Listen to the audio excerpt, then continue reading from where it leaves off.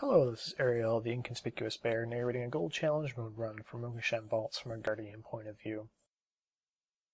One of the things that you'll notice at the very start of the run, there's a patrol that goes from the doorway into the hall all the way up to the stairs. You can see it there. It's the dog and the Bonebreaker. You want to avoid catching those if at all possible. The dog just adds an extra stun, and the Bonebreaker is just extra melee DPS. You can do this whole hallway in either one or two pulls. We do it in one here. You can see a Typhoon that adds back down the hallway. And the Warlock actually drops a Shadow Fury on them to make them take longer to get up to the front.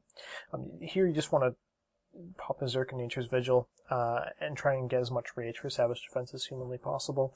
You'll notice that during this pull I also pop Survival Instincts and Barkskin. Barkskin's actually up right now. And then once Survival Instincts is down, the Discipline Priest is going to drop a Pain Suppression on me. You want to CC one of the Stormcallers as they come down the hallway. There's one in the Hex back there already, but we're just going to kill the other two. Dropping a Vortex and a Typhoon gives your healer extra room if that's required. Otherwise, it's just focusing on DPS. You can see here that he's doing a Whirlwind.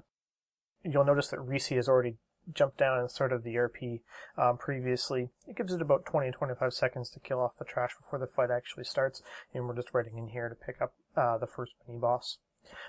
During your boss fight, your role is primarily just DPS. The bosses don't hit that hard, and they're just basically a pure time sink. You want to damage them as much as possible without getting yourself killed. There's no real way to use Heart of the Wild in any bosses, so primarily you'll just be popping Incarnation Vigil in a DPS pot. You can see that my DPS pot cooldown's already up, so already been used. So we've popped DPS pots here and used Heroism on the trash and just finished before the boss started. The Brute goes down. The ranged DPS goes back and kills the Stormcrawler at the back that we CC'd with a Hex.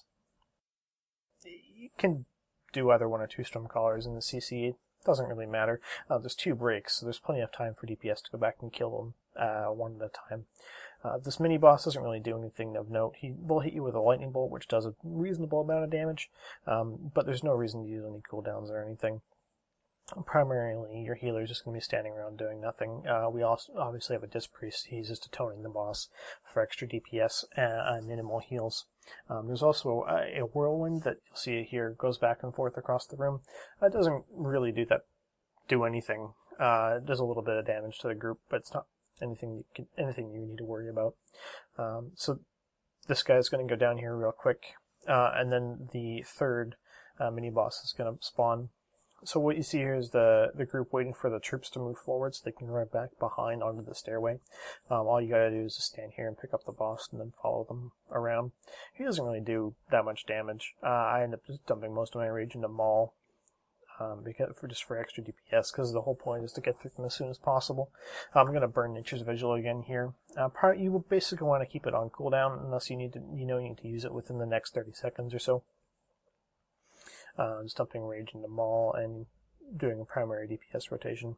You see here I get Conflagrated. It's an RNG thing. Sometimes it'll target one of your other party members, otherwise it can target you. It only lasts for a few seconds, and the boss can't really do anything otherwise. You'll notice, I think Reese was targeted with melee attacks, and she was just running around using deterrence and disengage to make sure she didn't take any damage. You'll want to stack up for Meteor. The after effect doesn't do any damage, it just looks there for prettiness. So the stairs drop down, and all you need to do is just run Stampeding Aurora down the hallway. At some point your healer will probably stop and drop into an Amber to gain some mana. There's nothing really too damaging up ahead, so you can just run ahead and kill things while he waits for him to catch up. Some groups like to Invis Pot here, the whole point being you kind of de-aggro the scout and then Invis Pot right through this hallway. This can be kind of time consuming if you choose not to Invis Pot here, but you're just going to end up skipping the hallway above the elevator after Gekkan. Just need to kill this Ironhide. Doesn't really do anything other than provide a protective aura to the other 2 mobs. Eventually, probably once he gets near about 1/3 health, you want to start backing up to the 2 Skulkers at the top of the stairs. You need to get through here as soon as possible in order to save time.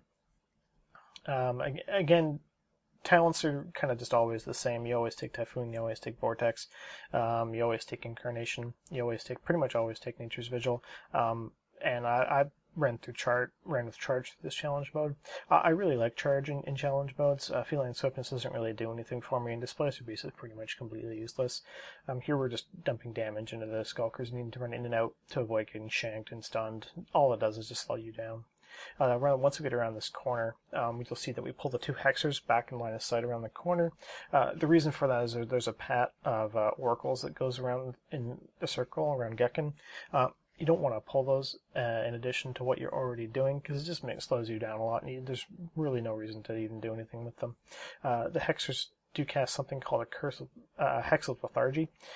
Basically slows down your casting at melee speed, like you'd be lethargic. You don't really need to worry about it too much. Interrupt it if you can, otherwise the healer will just end up dispelling it. You see here that they get kind of separated. It's really annoying when this happens. So what I do is, you'll see me run back behind the second one here, and then Typhoon it up towards the first, just to close the distance so we can get some cleave in with like Chain Lightning and Glaive Toss and so on. The Hexers are going to go down pretty quick here, and there's the first one dying. What we'll end up doing again is stopping at the top of the lip behind Gekkan and getting the healer some chance to amber. Otherwise, there's not really too much to worry about here. Once the Hexers are dead, what you're going to do is run up to the edge, let your healer amber, and then jump over and jump down onto Gekkan. You can see that we have some trouble doing that. Basically, I suck. Gekkan can be a very time-consuming fight if you don't know what you're doing. Here we grab all the mobs and pull them back around the corner behind with the Hexer. Our Shaman actually sees the Oracle on the other side to make sure that they don't get any heals. Focus down the Ironhide first. I pop Berserk and Nature's Vigil again and get Shab's defense up as much as possible. The Skulker's going to try and stun you a lot, but you can dodge it. So if you do that, you'll end up getting a lot more DPS on the boss. Here you can see I get stunned. When that happens, I immediately pop Barkskin to make sure I don't take too much damage. Once the Ironhide goes down, we switch to focusing the Hexer. It's not really that big of a deal which one you kill next. The Hexer just does decreases the DPS on by the actual DPS and not you, so it's good to get that down first. Interrupt the Curse of Lethargy or the Hex of Lethargy if you get the chance. Then focus down the Hexer. You'll see that the Oracle pops on the other side. I just charge over to it and sit on him to make sure I get interrupts whenever he tries to heal people. At this point, you just kind of sit here and just deal damage to everything. The boss can get kind of mean and scary when he's all big and red, but doesn't really do that much damage. Your healer's just going to end up healing a lot of it through Atonement and direct heals with penance like that, because he takes an extra damage taken debuff, which increases the healing that you do. Here you can see the Oracle's down to like 15% life. I hit it up on the heal to make sure nothing bad happens. The boss is at like 12%. Once the Oracle dies, he'll die in the next about 5 seconds. And then what you need to do is turn around and run up past these two Oracles. You can sauce CC them if you want. It just saves you damage on your way up the elevator. You can see the Pat coming down the ramp on the side there, and you can make sure you don't aggro that, or else it's going to cause problems later on here. The remaining Oracle is just going to follow us over to the elevator. It's no big deal. He'll get a couple pot shots off as we ride up, but doesn't really mean anything. Once you get to the top of the elevator, there's a path that goes from the end of the hallway up to the start of the next hallway. You'll see that we'll catch some bad luck here, and the path will be right at the end of the hallway of the elevator as we come out of it. You need to make sure that if you're planning to invis here, that you don't aggro this pad, or else it's going to cause huge time problems. We don't need to kill it for mod counts. We're just going to sit and wait for the pad to go back. Once it goes around the corner, it makes this weird double jittery move where it kind of looks like it's going to turn around and come back, and it panics us a little bit. See it coming up right here. Just don't panic and run straight into the mobs. Would be kind of bad, so you run back into the corner. It's actually just going to run straight up, or keep walking up the end of the hallway. So what you want to do is invis pot right around where we are. Roar first, invis pot. This will carry you all the way to the end of the hallway. You can skip that pat plus the pole, the two mobs in this room, plus the pat that goes back and forth, plus I think that's it actually. So we'll get into the next room, and there's a group of 4 mobs. Right as we come out of invis, charge and pull them up. The caster isn't really that big of a deal, but I interrupt his fireball anyway. Just get some AoE aggro and start making sure that they don't run away. These guys aren't too threatening. They don't do that much damage, and there isn't really too much to be worried about. Just need to AoE them down and get them down as soon as you can. Here you're going to see him just dumping rage and savage defense. The caster dies, and the rest is just physical damage. And once these mobs are almost dead, I'm going to pull the dogs, which are the next group right here. The dogs are actually kind of dangerous. I say Berserk and Vigil for them again, and then keep Savage Defense up while we just kill them off. They're going to jump onto other party members, which is kind of annoying. But with a Summon and CC rotation, you can keep them under control. Everyone's using all their AoE DPS cooldowns to make sure that we kill them as soon as possible. Once the dogs are down to probably around 30%, I'm going to pull the boss. The boss doesn't really do that much damage, and it's just a matter of making sure that the dogs don't overwhelm you by the time the boss gets down to the group. And Bog's going to die. Yeah, here we go. We're going to pull the boss right now. You can see that we don't really have that much time left, about 1:30. It's just enough time to kill this boss with the amount of DPS we have, which is actually really good. Despite the fact that our Warlock is demo and she's not really particularly good with demo. If you had a higher single target DPS, you could probably do it in less time, but you don't really want to cut it that close.